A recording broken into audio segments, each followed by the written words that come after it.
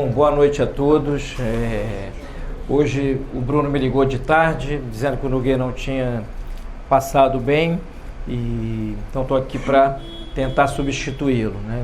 Eu começo rezando a Ave Maria na intenção da recuperação da saúde dele. Quem, por favor, quiser, me acompanhe.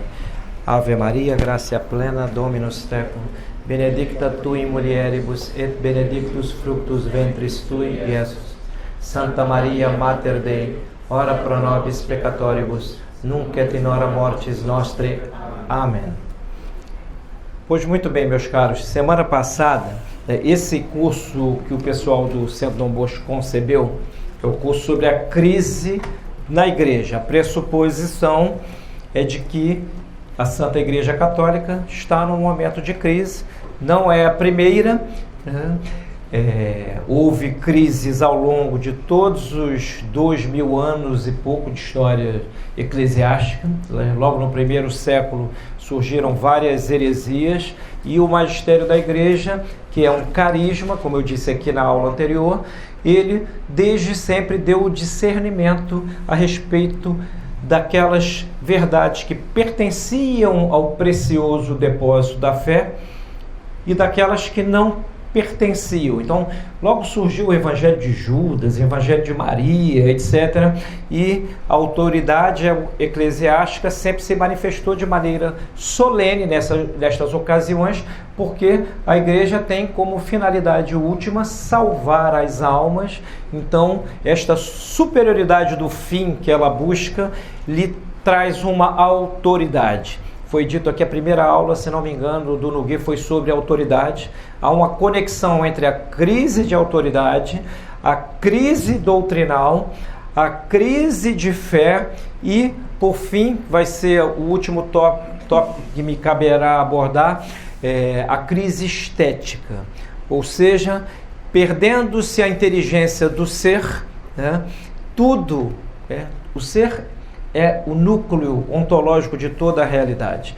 Tudo aqui participa da ordem do ser, cada coisa a seu modo, né? O microfone é ser, esta imagem de Nossa Senhora é ser, as paredes são ser, nós somos ser, mas somos ser em sentido limitado e, portanto, somos entes. Ente é o que tem ser, mas não é o próprio ser, no sentido de que não é o proprietário do seu ato de ser. Então, todo ente tem algo anterior. Cada um de nós aqui é o resultado de um processo causal, tem algo posterior, mas há em toda a realidade um ser que não tem potência para não ser. Este é aquele a quem chamamos Deus. Se houvesse uma ruptura na ordem do ser e de repente se interpusesse nela o nada absoluto, nós não estaríamos aqui agora, porque o nada absoluto não tem potência para absolutamente nada. Então, o fato de estarmos aqui nesta terça-feira chuvosa é a prova material de que há algo que não pode não ser e que é o horizonte possibilitante de tudo o que é. Este é aquele a quem normalmente chamamos Deus. Então, o ateísmo, como diz o Cornélio Fabro, sempre parte de alguma confusão conceitual terminológica. Ele tem um livro estupendo que merece tradução, chamado L'Homo e il rischio di Dio, o homem e o risco de Deus, ou Deus é o problema dos problemas para a inteligência humana. Nós, como entes dotados de inteligência, somos capazes de conceber a pergunta das perguntas: de onde viemos, para onde vamos, qual é o nosso limite. E Deus é o infinito, e o infinito não é uma magnitude, não é quantificável. O infinito não é matemático, porque tudo que pode ser quantificado, por mais que possamos dizer que é infinito por analogia, é algo a que se pode acrescentar mais um. Então, o infinito é uma qualidade. Então, tudo o que não é Deus é finito. E a igreja é aquela instituição que foi fundada pelo Verbo, a segunda pessoa da Santíssima Trindade, Cristo. Deus se encarna em ordem à redenção do gênero humano. Isso é uma verdade de fé. Foi dito aqui na semana passada, né, que a igreja é custodiadora de uma doutrina. Eu lembro de haver dito que há 3 modos em que se pode dizer que algo é doutrina, segundo Santo Tomás, na Suma contra os Gentios. O primeiro é ensinamento, né? O segundo é um conjunto, um arcabouço qualquer de verdade. Então, o primeiro é o ato de ensinar, o segundo é o conteúdo que se ensina, e o terceiro é ciência. E neste sentido, Santo Tomás contrapõe a doutrina fidei, a doutrina seculares, a doutrina da fé, a doutrina secular. A doutrina da fé trata daquelas verdades que estão na Sagrada Escritura e que para nós católicos tem o magistério, tanto ordinário como extraordinário, como regra próxima, diferentemente do que sucede com os evangélicos. Eles são evangélicos por analogia de atribuição metafórica, até porque tiraram da Bíblia 7 livros sapienciais. Isso é uma discussão que valeria a pena, talvez um dia eu vou propor ao Álvaro, que está sorrindo ali, talvez uma aula só sobre os verdadeiros evangélicos, mas esse é um outro tema, não nos percamos. Então, a fé, a primeira coisa a ser dita aqui é que a fé não é adquirida por raciocínio. Santo Tomás de Aquino, no livro estupendo chamado De Rationibus Fidei, sobre as razões da fé, eu também disse isto aqui na semana passada, ele afirma algo categórico. Tentar demonstrar as verdades de fé seria ridículo. Ridículo. Ninguém demonstra por um axioma pitagórico que Maria é sempre virgem. Nós cremos. E aqui eu vou fazer a distinção hoje entre crer e ter fé. Eu posso crer na palavra da minha esposa, na palavra do meu sócio, eu posso crer na boa fé de todos vocês, e isto ainda, na perspectiva católica, não é ter fé e muito menos estar na fé. Porque para nós o que importa é a substância daquelas coisas que se creem, como diz São Paulo na carta aos Hebreus. A fé é a substância daquilo em que se crê. Então há algo objetivo. A fé não está, no caso católico, apenas no sujeito que crê. Está naquilo, na substância daquilo em que ele crê.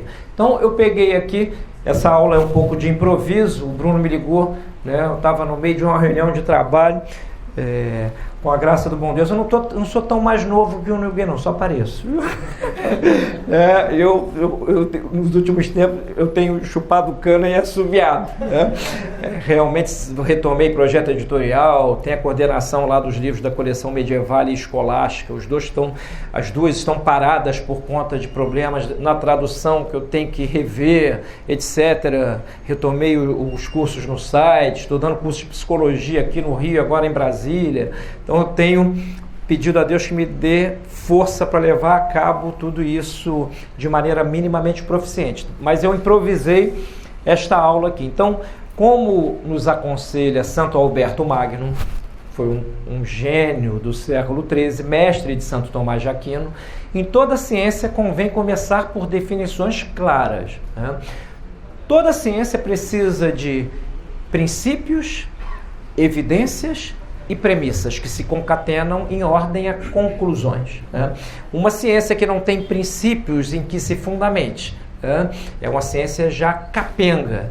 Então, e nós que somos criaturas humanas, racionais, nos valemos deste modo de entender a realidade que é propriamente humano, que é compor e dividir raciocínios.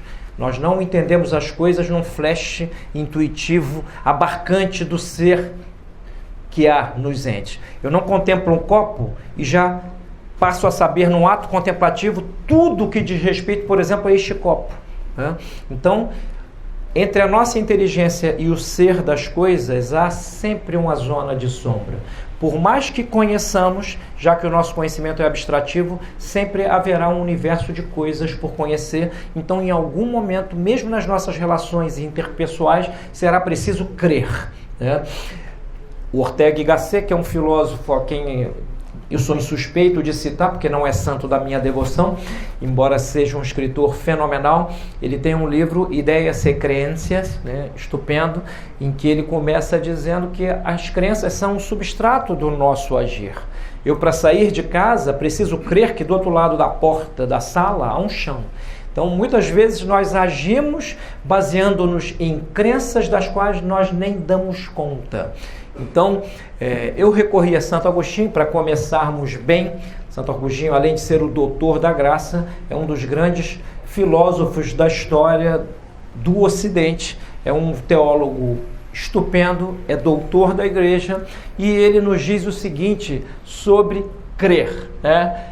Credere est cum assentione cogitare, né? Crer é cogitar com assentimento. Olha, vejam que definição. Esses autores parecem escrever em lápides, né? São axiomas que ficam na nossa... São memoráveis por sua própria natureza. A verdade é o que há de mais memorável.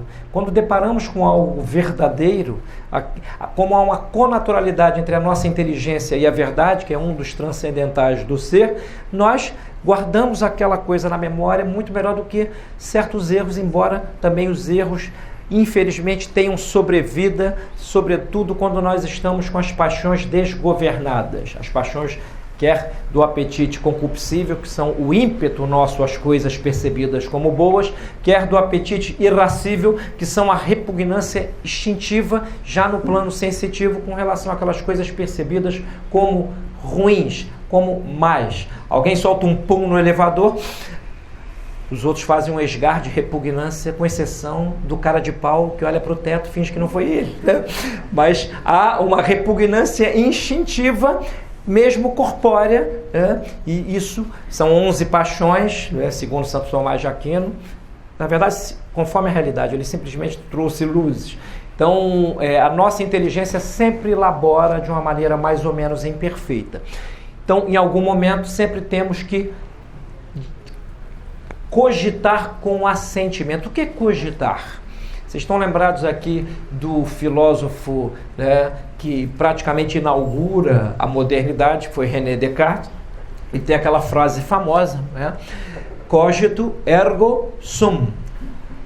Penso, logo sou. E ele diz que chegou a esta conclusão espetacular, né, depois de colocar tudo em dúvida. Então, a dúvida metódica, segundo ele, é aquela dúvida que deve estender-se a absolutamente tudo, até que o intelecto humano chegue a uma certeza, e essa certeza é de que pensa e, portanto, logo é, né? Sum, né? Logo existe. Ocorre o seguinte, como está no livro que vamos lançar agora, Filosofia Moderna e Filosofia Tomista, do Monsenhor Octávio Derici, um tomista argentino combativo, ele diz o seguinte: isto é um sofisma, porque se a dúvida fosse universal, como ele propõe, ele também deveria duvidar de que pensa, mas ele não duvida de que pensa. Então, ou a dúvida é universal e não existe o cogito cartesiano, ou existe o cogito e a dúvida não é universal. Então, a modernidade filosófica começa, né, na pena desses homens de péssima metafísica, né, que tem um preconceito contra o passado tremendo, e nós aqui, como católicos, somos de alguma maneira partícipes da tradição civilizatória, no seu sentido mais elevado, né? Tradição é passar o bastão. O bastão que nós passamos é o bastão, sobretudo, das verdades da fé, mas também daquelas verdades filosóficas, já que, né, fé e razão não se contrapõem. São dois âmbitos da verdade aos quais chegamos por diferentes meios. Então, Santo Tomás assimila no livro sobre a verdade, as questões disputadas sobre a verdade são uma obra gigantesca, né? Propriamente sobre a verdade é só a questão número 1. Então, há um sem número de questões conjugadas a esta primeira questão, e uma delas é o tratado sobre a fé. Então, nesta questão disputada específica sobre a fé, que pertence ao conjunto das questões disputadas sobre a verdade, Santo Tomás assimila esta premissa de Santo Agostinho como algo correto. Crer é cogitar com assentimento. Qual é a dúvida, então, entre crer, opinar e duvidar? Quando nós opinamos, também não damos certo assentimento àquilo que é percebido como aparentemente verdadeiro, né? Santo Tomás diz que opinar é mais uma daquelas fórmulas, né, que para colocarmos numa lousa, né? O que é opinar? Ele diz: a opinião é o assentimento mental a uma proposição com certo temor de que ela não seja verdadeira, né? Então, ninguém opina com certeza. Só no Brasil, né? No Brasil, os opinadores, né, o fazem com certezas infusas, miraculosas. Então, há uma dúvida na opinião. Então, a distinção entre crer, neste sentido agostiniano, e opinar está no assentimento firme que é próprio do crer. Então, neste assentimento está implicada uma refluência da vontade. A vontade é um apetite intelectivo do bem. Eu quero. Vocês estão aqui hoje por quê? Porque vos pareceu ser bom estar aqui hoje para ouvir algo a respeito da crise de fé na igreja. Então, a vontade moveu as outras potências vossas, inclusive as corpóreas. Vocês saíram de suas... Vós, né, estáveis lá nas vossas casas, né? E pimba! De repente cada um pensou, vou lá para o centro Dom Bosco ouvir algo. Então, o que move a vontade é o apetite de um bem real ou aparente, essa é outra discussão, mas parece bom, a vontade escolhe e nós nos movemos. Então, há uma refluência já no crer da vontade, né? E como Santo Tomás vai dizer ali na frente, é uma frase sensacional, o homem pode aceitar algo sem crer, mas só pode crer querendo. Essa é uma frase de Santo Tomás, né? É impossível crer sem um ato implicado da vontade. Então, esta é a diferença principal entre crer e ter uma opinião, ou então colocar em dúvida. O próprio Descartes põe em dúvida tudo, inclusive os sentidos. Ele faltou a aula sobre a metafísica aristotélica, né, e não entendeu, coitado, que os sentidos não nos enganam. Eles dão as informações que estão aparelhados a dar. Não esperemos da visão que ela sinta cheiros, né? Cada sentido tem um objeto formal próprio e não nos engana. Ele só pode dar uma informação errônea se houver um defeito no órgão captador daquele sensível. Então, eu posso ter miopia, hipermetropia ou astigmatismo, que são diferentes doenças. Pode ser cego. Algo pode acontecer nas causas que se ordenam para que eu veja e aquilo não se vai dar com a perfeição, né, que devia acontecer. Então, crer é esse assentimento confiante. Estamos aqui ainda na fé católica? Não. Não. Hoje, infelizmente, como a fé virou um sentimento, né, é um negócio langoroso, né, em geral, estimulada por alguns sacerdotes melosos que faziam homilias enquanto alguém dedilha um violão de muito mau gosto, né? Jesus está aqui, sinta, respire, né? Então, Platão, que era pagão, dizia que essas músicas muito melosas já não fazem bem para a alma, né? Nós devemos ter ainda mais arraigada na alma essa certeza, né? Então, a fé não é um sentimento, né? Ela implica o crer, sim, porém não se subsume a ele, não se resume a ele.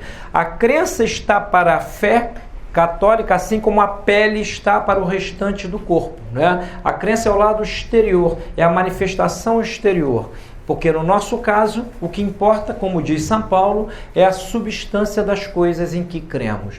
E o que é a substância das coisas em que cremos? Eu vou botar daqui a pouco aqui o credo, né, num canto gregoriano, e aí eu permito-me ir fazendo um comentário ou outro, porque ali é a substância da fé católica, é a nossa profissão de fé. E o credo, para quem não sabe, não é uma oração que surgiu do nada. Foram anos, séculos de magistério da igreja, discussões a respeito da natureza da Trindade, discussões eclesiológicas, natureza da igreja, discussões cristológicas. Qual era, né? Boécio, por exemplo, que foi um autor que morreu torturado, um filósofo romano que se cristianizou, ele tem um livro, né, De duabus naturis et una persona Christi, as duas naturezas na pessoa do Cristo, que é onde pela primeira vez na história da filosofia aparece, né, o conceito de pessoa. Pessoa é a substância individual de natureza racional, num livro cristológico, né? Então, assim, nós católicos temos que ter essa ideia de que participamos de um horizonte doutrinário riquíssimo e não devemos ter vergonha de passá-lo, sobretudo num mundo hedonista, sobretudo num mundo materialista, imanentista, panteísta, sexualista, etc. Nesse mundo, com esta conformação, mais do que em outras épocas, talvez é um compromisso nosso como católicos afirmar com toda a ênfase a fé. Então, no plano da razão natural, nós temos uma razão. Eu disse ainda há pouco que a razão é o modo propriamente humano de chegar à verdade. Mas o homem esgota a verdade? Não. A nossa inteligência é tão débil, é tão pequenina, que nós não esgotamos verdade nenhuma. Santo Tomás de Aquino chega a comentar num livro que é a sua conferência sobre o credo, do qual nós vamos falar daqui a pouco, o seguinte: nenhum filósofo, desde o início até o tempo dele, conseguiu esgotar sequer com a sua filosofia a essência de uma mosca. Nem uma mosca. Quanto mais o conjunto dos entes. Por mais que um biólogo soubesse, um estudioso dentro da área da biologia conhecesse quase tudo sobre as moscas, ficaria ainda a pergunta por fazer: por que a mosca e não o nada? Cadê a ratio muscae, a razão de mosca? Então falta algo, sempre falta algo. Então a própria fé é um chamado à humildade, que é o reconhecimento de que, embora ninguém viu a Deus, mesmo quando Deus aparece a Moisés na Sagrada Escritura, no Antigo Testamento, ele aparece na forma de uma sarça ardente de fogo, mas Deus não é corpo, não é magnitude, então nós não vemos a Deus com os olhos da carne, a menos que ele se manifeste por uma epifania qualquer. A própria encarnação não deixa de ser uma epifania. Cristo é a face verdadeira do homem e pela união hipostática, a segunda pessoa da Santíssima Trindade é Deus. Então a ciência em Cristo não é como a nossa. Há uma questão na Suma Teológica sobre a ciência de Cristo, muito interessante. Ela é perfeitíssima. Cristo, ao contemplar algo, não só vê o que é, o que foi, o que era, o que poderia vir a ser, como ele conhece os futuros contingentes. Ele disse a Pedro: ainda hoje, antes de o galo cantar, tu me negarás 3 vezes. Ora, para uma criatura meramente humana é impossível prever o que vai suceder daqui a pouco e que depende da vontade dos homens. Podemos prever certas coisas científicas, etc., mas aquilo em que o livre-arbítrio está implicado, para o homem é imprevisível. Ninguém pode prever, olha, na Liga, vai haver um milagre. Eu estou vendo vários milagres acontecerem no Brasil, mas vai acontecer tal ou qual milagre. Nós não temos a presciência do que poderia vir a ser ou não de acordo com a vontade dos homens. Cristo tinha, porque a sua ciência não era como a nossa. Então, nele, ele não precisava de fé. Ele já é a verdade encarnada. Ele não precisava de esperança. Nós é que esperamos nele. Ele era só efusão caritativa. E é o que sucederá segundo a doutrina católica, com os bem-aventurados no céu. Se revogará a esperança, porque não esperaremos mais nada. Com a posse de Deus, que mais eu posso esperar? Não precisaremos mais da fé, porque teremos a clara visão. Restará só o amor. E diz a Sagrada Escritura: Deus caritas est. Deus é amor. O amor é o êxodo do amante na direção da pessoa amada. Benevolente, um êxodo benevolente. A fé, como primeira das 3 virtudes teologais, sem ela, nós nesta vida não somos sequer capazes de esperar o que se deve esperar. E colocar a esperança no que é impossível é fonte de desespero.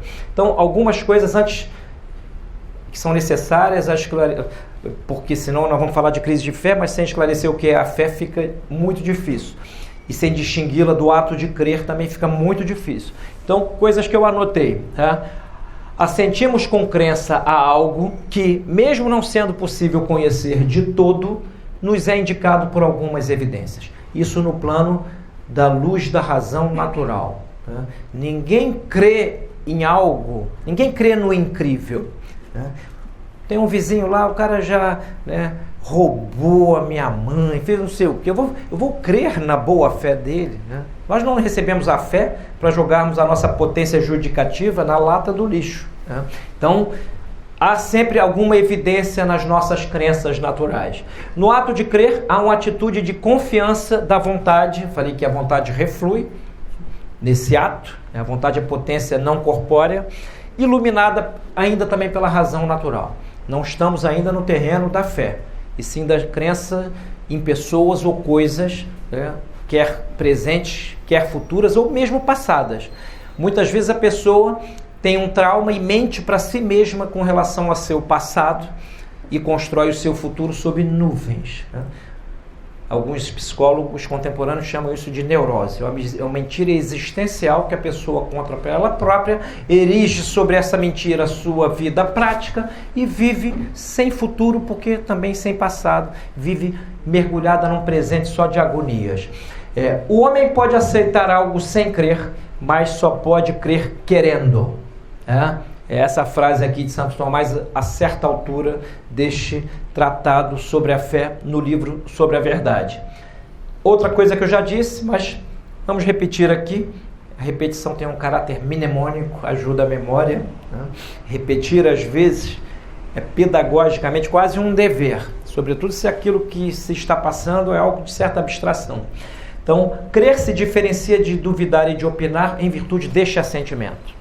Então, a crença já é firme, né? Não é como hoje todo mundo tem vergonha de ter certezas, né? Nós somos filhos, netos, bisnetos, tataranetos de dúvidas. É a dúvida de Descartes com relação aos sentidos, é a dúvida de Kant com relação a se podemos ou não conhecer as coisas, o em si das coisas. Somos filhos, netos, tataranetos de um monte de dúvidas. Hoje em dia, ter alguma certeza parece um pecado capital. As pessoas ostentam as suas dúvidas como se foram troféus maravilhosos, né? E acham que isso é viver na saúde psíquica. Não é viver na saúde psíquica. Nosso ente humano é aparelhado para as certezas. Nós ficamos em dúvida várias vezes, mas não para permanecer nela como alguém que está amando permanecer num barco que está num mar revolto. Então, no plano da razão sobrenatural, e aí começaremos a entrar no tema, né? Temos o seguinte: crer é o assentimento dado pela inteligência às verdades divinas sob o influxo da fé. Já não é mais um assentimento meramente... É óbvio que a vontade está implicada neste ato de fé, eu preciso querer, né? Mas já é uma anuência inteligente que nós damos à Sagrada Escritura pelo viés do magistério da Igreja, graças a esta força. Virtus, em latim, é força que vem do alto. A fé é uma virtude, é uma força teologal. Ela não é conquistada, ela não é de baixo para cima, ela é de cima para baixo. Nós a recebemos, em geral, ordinariamente no batismo, mas não esqueçamos, né, senão nós acabamos por engessar a nossa vida católica, que Deus pode extraordinariamente infundir a fé fora do batismo. Então aí os exemplos incontáveis, né? São Paulo recebeu a fé, né, caiu do cavalo, literalmente a caminho de Damasco, né? O bom ladrão recebeu a fé na hora da morte, etc. Então, Deus extraordinariamente pode dar esta virtude de acordo com os desígnios da sua providência, não apenas no batismo, mas o batismo é um modo ordinário. E houve discussões teológicas na Idade Média que percorreram séculos, chegaram até a modernidade a respeito da necessidade do batismo das crianças, né? Para que as crianças não morressem pagãs, né? Porque se elas morressem pagãs, era a doutrina católica certa e certíssima, até que, né, lá no início da década de 70, eu disse isto aqui na semana passada, a Comissão Teológica Internacional, a famosa CTI, nome muito apropriado, diz que o limbo é uma invenção medieval, né? Contrariando não só o magistério, como a própria Sagrada Escritura, que não nos deixa dúvida quando diz que aqueles que não forem batizados não verão a Deus. A glória, que é essa felicidade perfeitíssima, Deus não a deve a ninguém. Mas ainda assim, conforme eu disse, ele reservou um lugar, entre aspas, onde as pessoas vão ser naturalmente felizes. Muito melhor do que este mundo aqui. Este mundo é um mundo de muitas tristezas e algumas alegrias. alguns prazeres e muitos desprazeres. E a própria felicidade, não custa lembrar, não é a soma de momentos gozosos. Ter prazer, a felicidade não é uma matemática de prazeres. A pessoa pode ter muito prazer, inclusive no plano físico, e ser sumamente infeliz. A felicidade possível nesta vida é um estado. É um estado. É a posse habitual do bem, retamente querido pela vontade, sob a luz da inteligência. E, se é católico, se crê que é possível ser feliz sob o influxo de uma luz superior. Ontem eu revi aquele filme Le Dialogue des Carmélites, o Diálogo das Carmelitas, que a versão da década de 60, que conta a história das freirinhas de Compiègne, que foram massacradas pelos revolucionários franceses e foram para o cadafalso cantando Veni Creator, rindo. Morrer sorrindo não está na nossa natureza. A nossa natureza, o que é o bem de cada ente? Perdurar no ser com a sua forma. Bem para um homem é continuar existindo, vivendo com a sua forma, com as suas potências. Ninguém morre sorrindo naturalmente, se está no pleno gozo das suas faculdades. É o influxo superior. A própria Madre Superiora, quando responde lá ao juiz revolucionário, que diz que elas são cidadãs da polis, ela responde: não, mas nós somos cidadãs da polis celeste. E ainda o perdoa no momento em que é condenada, e vão elas todas, são 16 freirinhas, vão sorrindo. Ou seja, é uma felicidade, já é o martírio, a coroa do martírio, neste sentido, já é uma felicidade sobrenaturalizada.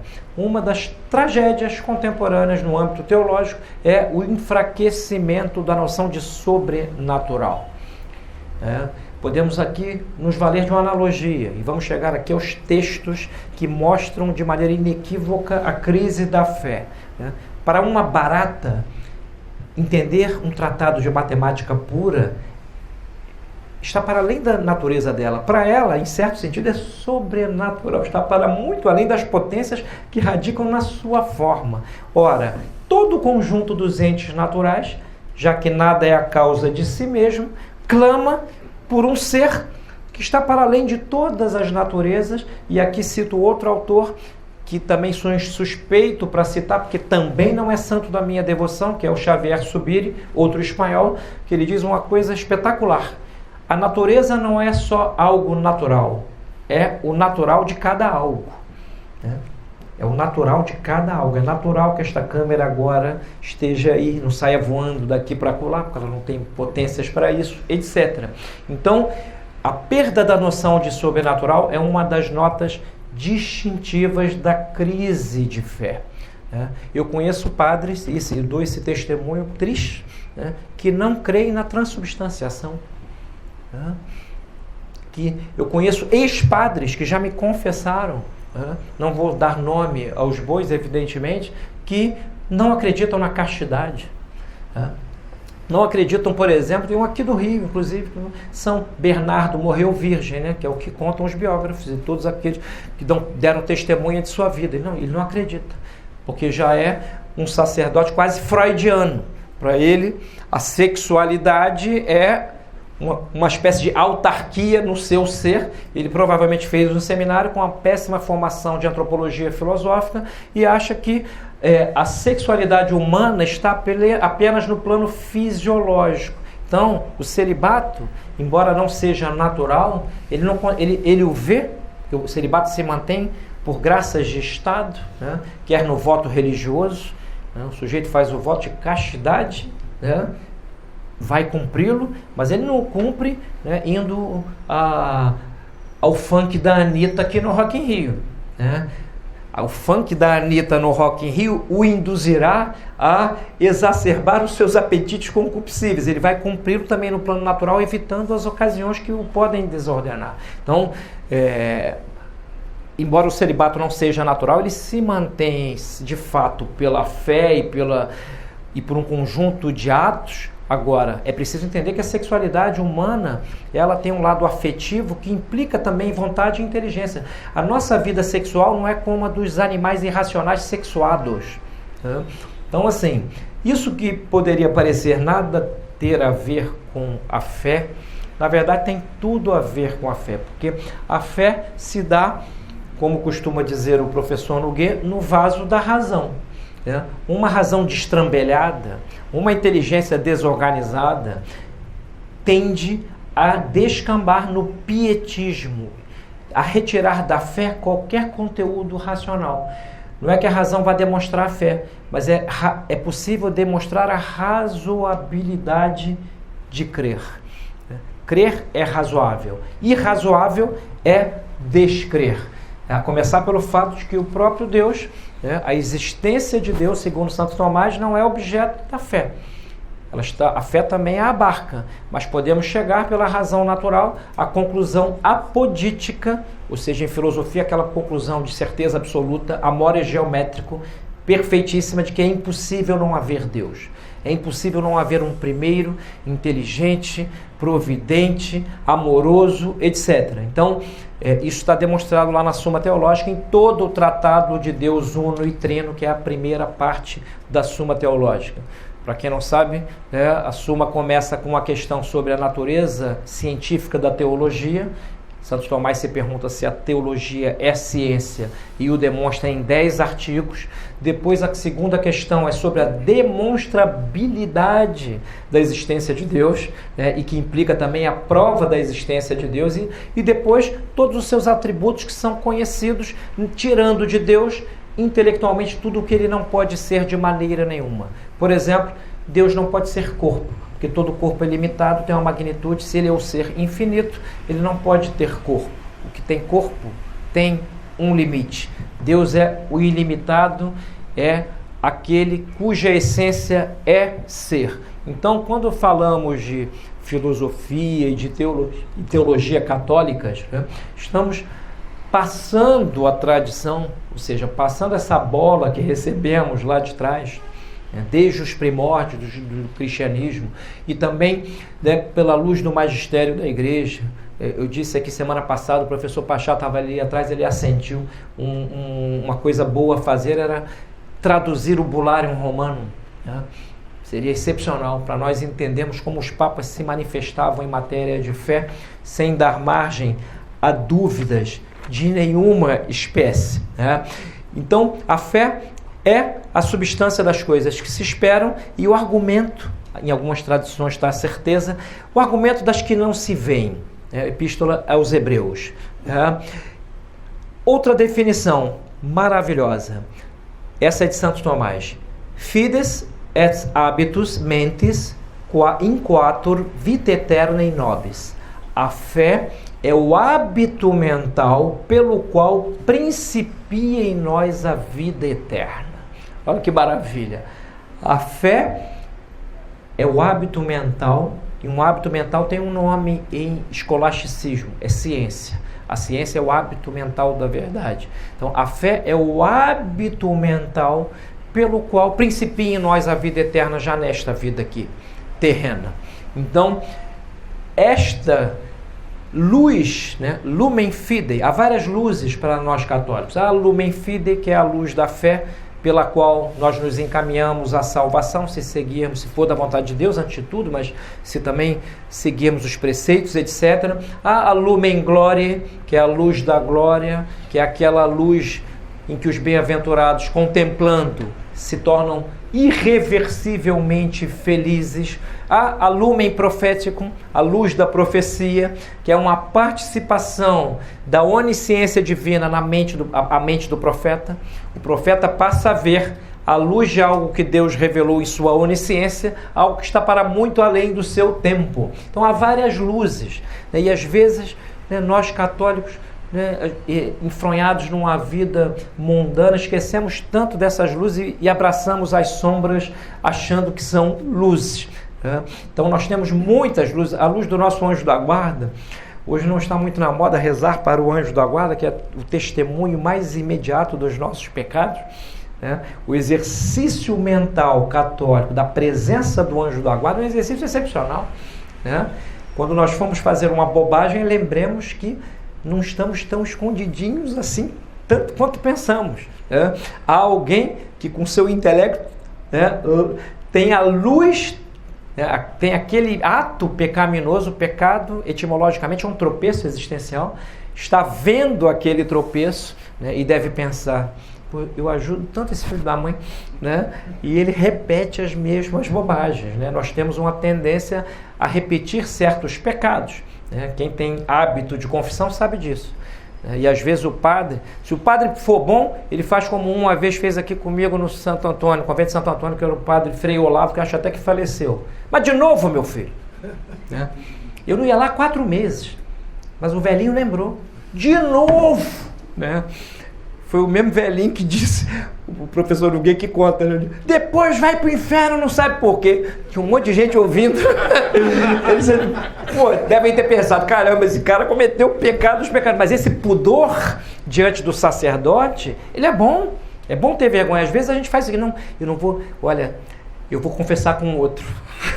Né? Para não repetir esse de novo, né? Para não passar vergonha. Mas passar vergonha é bom. Quem não quer passar vergonha nenhuma vai ter vida mundana. É bom ter alguém que nos puxe a orelha. Não faça isso de novo, meu filho. Que vergonha. Não seja um sujeito sem vergonha. Então, assim, nós não somos santinhos, mas a santificação é um horizonte nosso. Está lá. Nós melhorarmos a qualidade da nossa vida. Só não pensemos que vamos ser os proprietários, os artífices da nossa santificação extraordinária, porque esta Deus dá a quem quer. Não é porque, não, vou à missa todo dia, rezo 20 terços por dia, vou ressuscitar a minha avó amanhã. Ou então um cara mal intencionado, vou ressuscitar a minha sogra. Não vai, só vai se Deus quiser. Então a santidade ordinária nós podemos e devemos buscar, a extraordinária devemos clamar a Deus, mas sem achar que ela é fruto de ascese. Já diz São Paulo, ainda que eu caminhe sobre brasas, sem a caridade, não é o amor natural, é a caridade enquanto virtude teologal infusa, eu nada sou.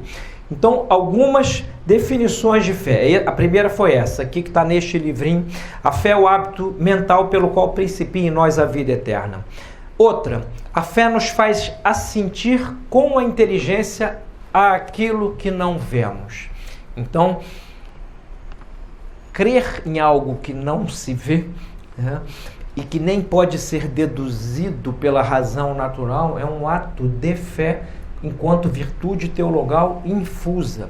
Se nós não entendermos isto, que a fé é esta força que vem do alto, nós somos quase protestantes sem o saber.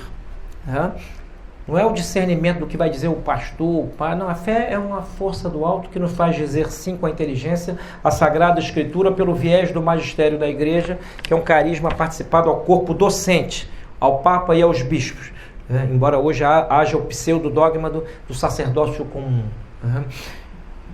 Aliás, ele também é um sinal de que estamos em crise. Sacerdócio comum, uma ova. Padre, ele é ordenado para salvar almas, antes e acima de tudo. Nós não. Nós não somos dignos nem de tocar as espécies sagradas.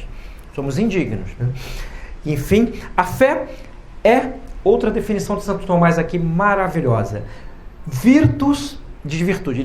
Ele se pergunta, a fé é uma virtude? Ora, se eu recebi do alto, qual é a minha virtude? A virtude não é adquirida? Eu posso dizer que eu tenho alguma virtude não adquirida? E ele diz, bom, de alguma maneira há algo virtuoso nessa recepção que é a própria anuência. Alguém pode receber a graça e negar a sua luz, e negá-la. Então, mas ele, antes de tudo, como um bom filósofo que era, define o que é virtude. Virtus et dispositio perfecti ad optimum. A virtude é a predisposição do que é perfeito, aquilo que é ótimo. O que é perfeito em nós? Ser humano é algo que é perfeito em nós. Cada um de nós aqui, cada qual com a sua história de vida, é perfeitamente humano. Perfeito é aquilo que, para ser o que é, não lhe falta absolutamente nada quanto às suas notas essenciais. Agora, o ótimo nosso é a felicidade. Nesta vida pálida, precária, dificultosa, na outra vida luminosa, abundante e fácil. Porque lá no céu não teremos dificuldade. Aliás, leia o compêndio de teologia de Santo Tomás de Aquino, que ele até em matéria opinável, que são aquelas matérias em que o magistério da igreja não bateu o martelo de maneira definitiva, mas nestas matérias a opinião de um teólogo que é o doutor comum da igreja vale muito, e ele diz lá, ele opina como serão os corpos dos glorificados depois do juízo final, né? Serão leves, impassíveis, né? Inclusive perderão os excessos que tiveram nesta vida. Alguém já disse, ele estava falando em seu próprio favor, porque ele era gordo, né? Então no céu vai ser todo mundo proporcional, né? Não vão ser evidentemente pessoas com os corpos lá daqueles diabinhos do Avatar, daquele filme, né? Que aquilo ali são demônios íncubos e súcubos, para quem não sabe, né? O David Cameron, né, é um gnóstico que aplicou a heresia de Joaquim de Fiore àquele filme do Avatar, né, de uma maneira espetacular. Isso aqui vale uma aula inteira. E ele usou para aquela felicidade que é quase uma repetição do indianismo, né, da adoração do homem selvagem, etc., criaturas com ouvidos alongados, rabos compridos, corpos perfeitos, que são muito próximas da representação pictórica daqueles demônios íncubos e súcubos. São aqueles que tentam, mais do que outros, né, a nós, criaturas humanas, ao pecado da luxúria, que é o luxo, né, no prazer venéreo. Então, a virtude é a predisposição do perfeito ao ótimo. A virtude da fé é por ela que nós, perfeitamente humanos, somos encaminhados ao estado optimum, né? A excelência das excelências, que é essa verdade não mais enquanto hábito, né? E sim como ato contínuo, eterno. O céu seria, a glória seria nada mais, nada menos do que aquela felicidade que não dá para voltar atrás. Amanhã eu quero ficar triste. Não vai. No céu não vai acontecer isso. Diz São Francisco de Sales, se uma pessoa vê um parente seu no inferno, vai ficar triste estando ela no céu? Não. É impossível tristeza no céu. A pessoa vai contemplar aquele condenado que amou muito quando eram ambos vivos, mas verá sua condenação como uma manifestação da justiça divina, que é um bem. Deus é misericórdia, mas é justiça. Então, o próprio Tomás de Aquino, numa questão sobre a predestinação, nos diz maravilhosamente que a manifestação da justiça divina, ela por si só justifica o inferno de alguma maneira. Né? E hoje em dia nós temos aquele outro pseudo-dogma, né? Que teólogos filhos da CTI, Comissão Teológica Internacional, dizem: Deus não castiga ninguém. Antigamente era tão bom, né? A mãe falava, filho, não faça isso, Deus castiga, hein? Hoje já não pode dizer mais isso. Que o padre da esquina, não, Deus não castiga, Deus é todo misericordioso. Né? Contrariando um dado da Sagrada Escritura, né? Ide ao fogo da geena, preparado para vós, né? E os demônios, etc. Ou seja, o inferno é uma realidade tangível na mente divina. Ele não é fruto do nada. O nada pode gerar.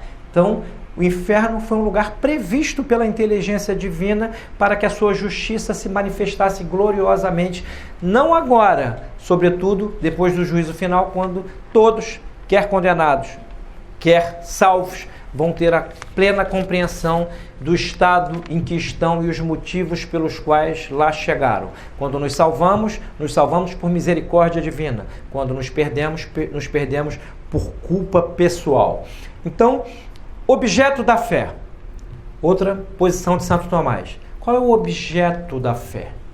Deus, ou o sujeito, aquilo que subjaz à fé. Deus é aquilo que não se vê, ele é o objeto principal da fé. O que é a fé? Ela é adquirida? Não, é recebida. O ato de fé, diz Santo Tomás, é crer de maneira amorosa e inteligente. Eu posso crer com malícia em alguma coisa, por exemplo. Às vezes, vamos dar um exemplo aqui na política, às vezes o sujeito lá, um deputado, tem outro que é um ladrão, salafrário, desgraçado, ele finge que acredita, né? Ou então crê mentindo para a sua própria consciência. Então há gradações nos atos humanos. O que especifica um ato humano é a intenção do fim. Se a intenção é maléfica, mesmo um ato bom do ponto de vista moral, como dar uma esmola, será moralmente ruim Posso dar uma esmola a alguém para humilhar a pessoa, posso ter a intenção de manifestar perante outras pessoas que eu sou o bonzão e dou muito dinheiro para os mendigos. Então, o que especifica o ato é a intenção do fim. Então, objeto da fé é o que não se vê, Deus. Ato de fé, crer de maneira amorosa e inteligente. Fim da fé, a bem-aventurança que se espera. Neste sentido, a fé precede a esperança. A fé, fidos, tem a ver com confiança. Quem confia, espera. Santo Tomás de Aquino já disse isso várias vezes naquela época que eu dava aula toda terça-feira no CDB, que é a confiança, segundo Santo Tomás de Aquino? Ele a define de uma maneira espetacular. Confiança é uma esperança fortalecida por inabalável convicção. Olha que definição. A confiança é uma esperança fortalecida por inabalável convicção. Quem é que confia assim? Quem ama. Amor e confiança, desde os pagãos gregos, nós já sabemos que no mito de Eros e Psique andam juntos. O amor não sobrevive sem a confiança. E, num certo sentido, a confiança é uma manifestação do amor. A verdadeira confiança. Então, já ia pegando aqui os sílabos. Sílabos fica daqui a pouco, para daqui a pouco. Álvaro. Então, a fé não é uma descoberta da razão, como eu disse. Ela é recebida. É virtude na medida em que o homem positivamente a aceita. Outra verdade que Santo Tomás esclarece neste tratadinho. Eu fui só enumerando para comentar. O sujeito da fé está na parte cognoscitiva e não na afetiva. Deus, que é o objeto da fé, ele é um objeto, antes de tudo, racional para nós, muito mais do que afetivo. É óbvio que Deus pode nos comover. Quem aqui, eu já tive algumas vezes essa experiência, principalmente nos momentos, nos anos imediatamente posteriores à minha tardia conversão, com 39 anos. Às vezes eu comungava chorando, mas eu nunca fiquei, que maravilha, eu nunca achei que aquele choro era um sentimentalismo. Eu pensava, caramba, que desgraça que eu sou, eu não mereço ser beneficiário de tamanho favor divino.